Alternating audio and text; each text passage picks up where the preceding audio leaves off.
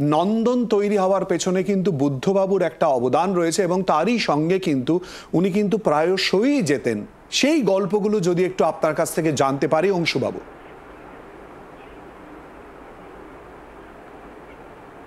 গল্পটা বলাতে গল্প বলার তো কিছু নেই, ব্যাপারটা হচ্ছে ওটা তৈরি করা হবে বলা হয়েছিল, আস্তে আস্তে সবগুলো করা হয়েছিল, ফাউন্ডেশন স্টোন হলো, তারপর ধীরে ধীরে নন্দন গড়ে উঠল। নিশ্চয়ই তার মধ্যে যারা কাজ করছিলেন, বুদ্ধদেববাবু এটার ইনিশিয়েটিভটা শুরু করেছিলেন, ওনার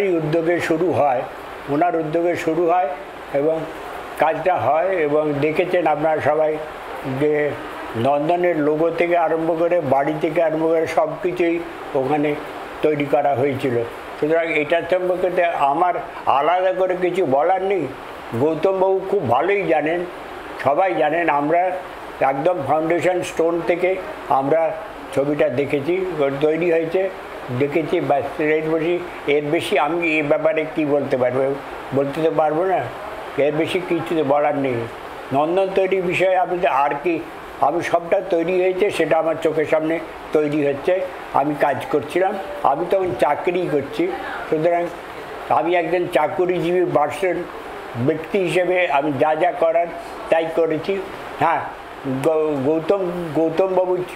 গৌতম ছিল আমাদের চেয়ারম্যান ছিলেন, উনি প্রথম চেয়ারম্যান হয়েছিলেন আমাদের।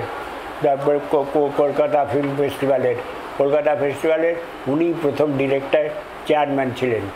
আমি ডিরেক্টর হিসেবে কাজ করি এবং উনি চেয়ারম্যান হিসেবে কাজ করছিলেন।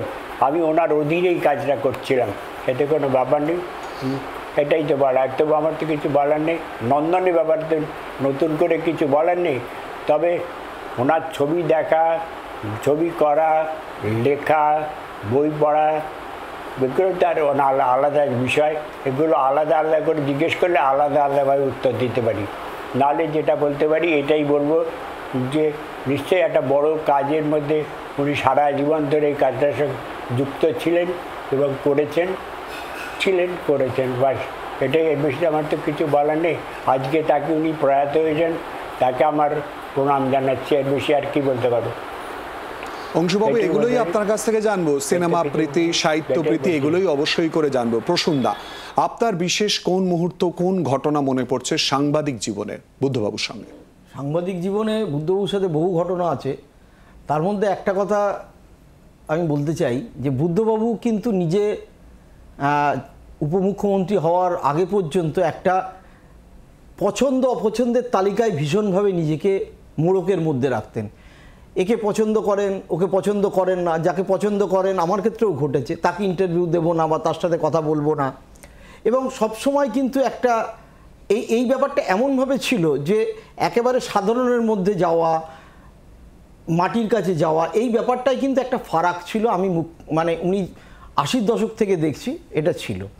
কিন্তু যবে চিফ মিনিস্টার হলেন 2001 সালে আগে, নভেম্বর মাসে 2020 সালে, তারপরে চিফ মিনিস্টার হওয়ার পরে আমাদের উত্তর 24 পরগনা একটা বন্যা হয়েছিল এবং উত্তর 24 পরগনা, নদিয়া, সব জায়গায়, তাতে বুদ্ধবাবু প্রথম বেরোন বাইরে। আমি বুদ্ধবাবু সফর সঙ্গী হই এবং সেই প্রথম দেখলাম বুদ্ধবাবু গাড়ি থেকে নেমে একেবারে গরিব মানুষ, ছেঁড়া খোড়া জামা কাপড় পরা গরিব মহিলা, তাকে বুকে জড়িয়ে ধরছেন, কথা বলছেন। তারপরে ডাকাতির ক্ষেত্রে চলে গেলেন ডায়মন্ড হারবারে ভ্যানে করে। আমার এটা মনে আছে 2001 সালে যখন উনি জিতলেন, তখন আমি যে বুদ্ধবাবুকে 80-র দশকে দেখেছি বা 90-র দশকে দেখেছি এবং যে বুদ্ধবাবুকে 2001-এ দেখলাম, তার মধ্যে একটা পার্থক্য ছিল। জেতার পরে আমি বুদ্ধবাবুকে প্রকাশ্যেই প্রেস কনফারেন্সের মধ্যে জিজ্ঞেস করেছিলাম যে বুদ্ধবাবু, আপনি ছিলেন একরকম, আপনার ভীষণভাবে চুজি ব্যাপার ছিল, পছন্দ ছিল, অপছন্দ ছিল, এর সাথে মিশতে পারি, এর সাথে মিশতে পারি না, একে পছন্দ করি, একে পছন্দ করি না, এ ভালো, এ মন্দ। এই ব্যাপারটা থেকে বেরিয়ে এই আমি তোমাদেরই লোক, সবার সাথে এটা করলেন কি করে? বুদ্ধবাবু জবাব ছিল, এটা আমি চেষ্টা করে নিজের ইমেজ ভেঙেছি। আমি আগে অনেক সময় যাকে পছন্দ করতাম না তাকে সময় দিতাম না বা কথা শুনতাম না, মনে হতো দরকার নেই। কিন্তু আমি পরে দেখলাম যে কথা শোনায় তো কোনো দোষ নেই, আমি তার কাজ করতে না পারি, তার কথা শুনি। ফলে আমি কিন্তু মানুষের কথা ধৈর্য ধরে শোনা শুরু করলাম, যেটা সত্যি সত্যি তার পূর্ববর্তীকালে কিন্তু বুদ্ধবাবুকে দেখিনি।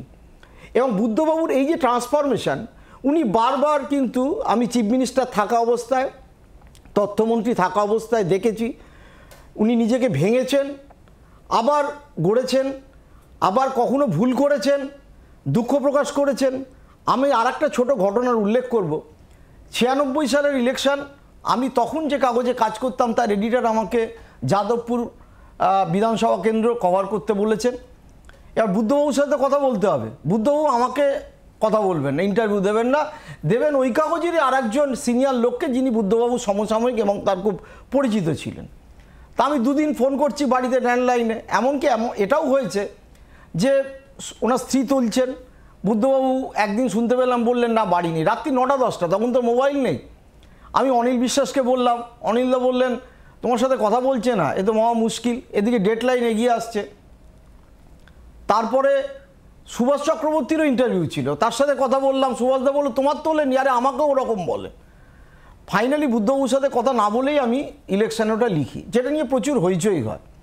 বুদ্ধবাবু অসম্ভব অসন্তুষ্ট হন। আমার সেই প্রাক্তন এডিটর, তিনি একজন খ্যাত সাংবাদিক ছিলেন, তাকে ফোন করেন, তিনি আমাকে যাতা বলেন, ফলে বুদ্ধবাবুর সাথে আমার বাক্যালাপ প্রায় বন্ধ হয়ে যায়। এরপরে আমি মাঝখানে বিহারে চলে যাই, কভার করে ফিরে আসি 2001। উনি তখন চিফ মিনিস্টার হয়েছেন, আমার সাথে নাকি উপমুখ্যমন্ত্রী, উনি 2000 সাল, ওনার সাথে দুম করে আমার দেখা আলিমুদ্দিনের নিচে। প্রথম দিন উনি উঠে গেলেন, আমি একটু মুখ ঘুরিয়ে নিলাম। পরের দিন উনি হঠাৎ দাঁড়িয়ে গেলেন, কি ব্যাপার কথা বলছেন না? তাই বললাম আমি আপনার সাথে আমার কথা বন্ধ। বললো কথা বন্ধ মানে? আরে এত কিছু লিখলেন লালুর খবর, হ্যাঁ লালুর খবর আমি তো রেগুলার পড়তাম, চলেন ওপরে চলুন, চা খাবেন চলুন। হ্যাঁ বলো আপনি কথা বলতেন না, আমিও কথা বলতাম না। তারপর ওপরে গেলাম, একসাথে চা খেলাম, বুদ্ধবাবুর সাথে মানবিমানের পালা ভাঙলো। এরকম আরও ঘটনা আছে। বাংলার আওয়াজ, বাঙালির আবেগ, জি 24 ঘন্টা।